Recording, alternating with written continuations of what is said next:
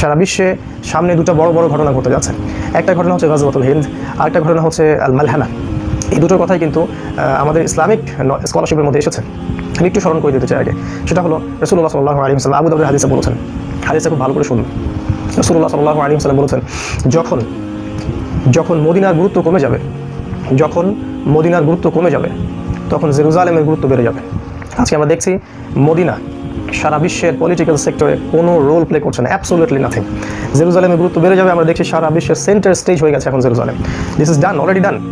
নবী বলেছেন এরপরেই শুরু হবে মালহামা। যখন জেরুজালেমের গুরুত্ব সর্বোচ্চ স্টেজে চলে আসবে তখনই শুরু হবে মালহামা।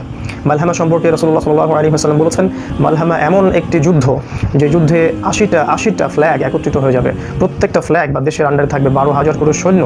এবং এই যুদ্ধটা হবে ইউফ্রেটিসের সোনার পাহাড়কে কেন্দ্র করে, বা স্পেশালি যে প্রাকৃতিক সম্পদগুলো আছে যেগুলো সোনার মতো দামি, এরকম কিছুকে কেন্দ্র করে যুদ্ধটা হবে। নবী সাল্লাল্লাহু আলাইহি ওয়াসাল্লাম আরও বলেছেন, আউট অফ 100 জনের মধ্যে out of 199% combatant will be killed.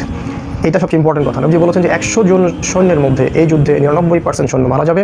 মুসলিমদেরকে তিনি এই যুদ্ধের এই গোল্ড, এই সোনা থেকে দূরে থাকতে বলেছেন। মুসলিমদের প্রতি তার নসিহা ছিল মুসলিমরা যেন সেখানে হাত না বাড়ায়, তারা যেন সেই সোনার পাহাড়ের দিকে হাত না বাড়ায়। তবে এটাকে কেন্দ্র করে যুদ্ধটা হবে নবী সাল্লাল্লাহু আলাইহি ওয়াসাল্লাম বলেই গেছেন। তিনি বলেছেন যখন মালহামা শুরু হবে ঠিক তার শেষের দিকে বা পরপর ইমামুল মাহদি ইমার্জ করবেন। ইমামুল মাহদি মালহামার আগে আসবেন না, ইমামুল মাহদি মালহামার পরের দিকে আসবেন। এরপরে নবী সাল্লাল্লাহু আলাইহি ওয়াসাল্লাম আরও বলেছেন যে মালহামার পরে মুসলিমরা কনস্ট্যান্টিনোপল বা তুরস্কের ইস্তাম্বুল শহরটাকে জয় করবে। এই জয় দুটো অর্থ হতে পারে। একটা হতে পারে যে টার্কি সেই জায়গাটা হারাবে, এটা অর্থ হতে পারে যে সেটা ন্যাটোর নিয়ন্ত্রণ থেকে মুক্ত হবে।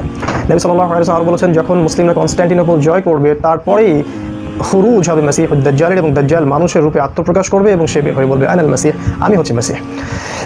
এই মাসিহকে, এই মিথ্যা মাসিহকে হত্যা করার ক্ষমতা ইমামুল মাহদি এবং মুসলিমদের থাকবে না। তাই তারা সিরিয়ার দামেস্কের সাদা মসজিদের মধ্যে, সাদা মিনারওয়ালা যে মসজিদ, সেখানে তাদেরকে ঘিরে ফেলা হবে। আল্লাহ রাব্বুল আলামিন এই মিথ্যা মাসিহকে হত্যা করার জন্য আকাশ থেকে ঈসা আলাইহিস সালামকে পাঠাবেন, এবং ঈসা ইবনে মারইয়াম তিনি এই মিথ্যা মাসিহুদ দাজ্জালকে হত্যা করে প্রত্যেক ইহুদিদেরকে হত্যা করা হবে, এবং সেই জেরুজালেম থেকে আবারও তিনি ইসলামী খেলাফা সারা বিশ্বে প্রতিষ্ঠা করবেন। এটা হচ্ছে ফিউচার, যে ফিউচারটা তারা এক্সপেক্ট করে না, কিন্তু আমরা ইসলামিক স্কলারশিপ থেকে বলতে পারি এই বিষয়গুলো হতে যাচ্ছে ইনশাআল্লাহ তাআলা, এগুলো অবশ্যই হতে যাচ্ছে। তো সামনের যে ইভেন্টটা আপনি দেখতে পাচ্ছেন হাদিস থেকে, সেটা হচ্ছে মালহামা। এটা প্রথম ইভেন্ট, এটার দিকে মুসলিমদের বেশি ফোকাস করা উচিত। আর এই মালহামা ততক্ষণ পর্যন্ত ইসরায়েল লঞ্চ করতে দিবে না বা চাইবে না যতক্ষণ পর্যন্ত মুসলিমদের কাছে নিউক্লিয়ার কোনো ওয়েপেন্স থাকবে।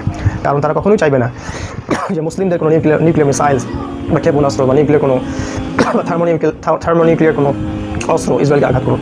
আমরা এখন দেখবো যে এই জিনিসগুলো কাদের কাছে আছে। আমরা যদি একটু খেয়াল করে দেখি, আমরা দেখবো ইরান একটা সম্ভাবনাময় জায়গা যেখানে নিউক্লিয়ার প্ল্যান্টস বলেন বা মিসাইলস বলেন, অস্ত্র বলেন, যেগুলো নিয়ে মুসলিমরা কাজ করছে। আর বাই দ্য ওয়ে আমাকে এটা স্মরণ করে দেওয়ার কোনোই প্রয়োজন নাই যে ইরান একটা শিয়া কান্ট্রি এক্সেট্রা। সেটা আপনার অবজারভেশন, আপনার ভিউজ। আমরা জিও পলিটিক্যাল সেন্সে কথাবার্তা বলছি, আমরা এখানে কাউকে কাফের ফতোয়া দেওয়ার জন্য বসিনি।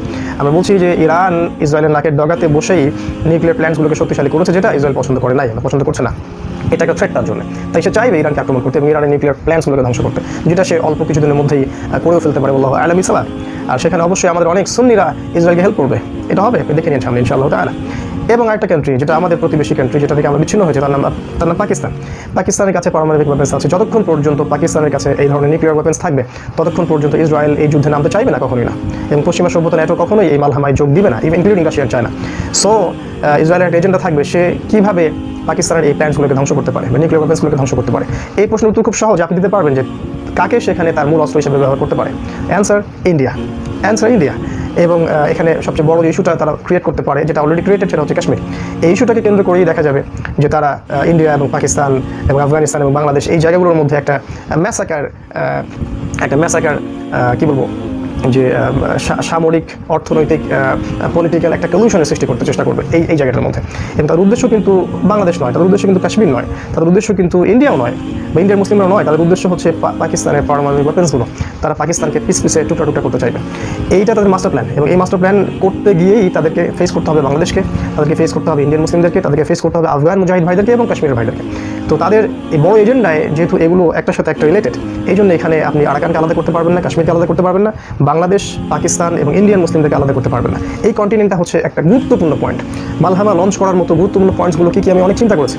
আমার কাছে মনে হয়েছে যে কাশ্মীর একটা পয়েন্ট হতে পারে, বাংলাদেশ, পাকিস্তান, ইন্ডিয়া একটা পয়েন্ট হতে পারে, একটা পয়েন্ট হতে পারে সিরিয়া, একটা পয়েন্ট হতে পারে ইজিপ্ট, একটা পয়েন্ট হতে পারে টার্কি, একটা পয়েন্ট হতে পারে আমাদের প্যালেস্টাইন, এই পয়েন্টসগুলোর মধ্যেই কোনো না কোনো জায়গায়, এবং অফকোর্স ইরান, এই পয়েন্টসগুলোর মধ্যে কোনো না কোনো একটা জায়গায় হয়তো এমন কোনো ইস্যু সৃষ্টি করা হবে যেখান থেকেই মালহামাটা লঞ্চ করা হবে।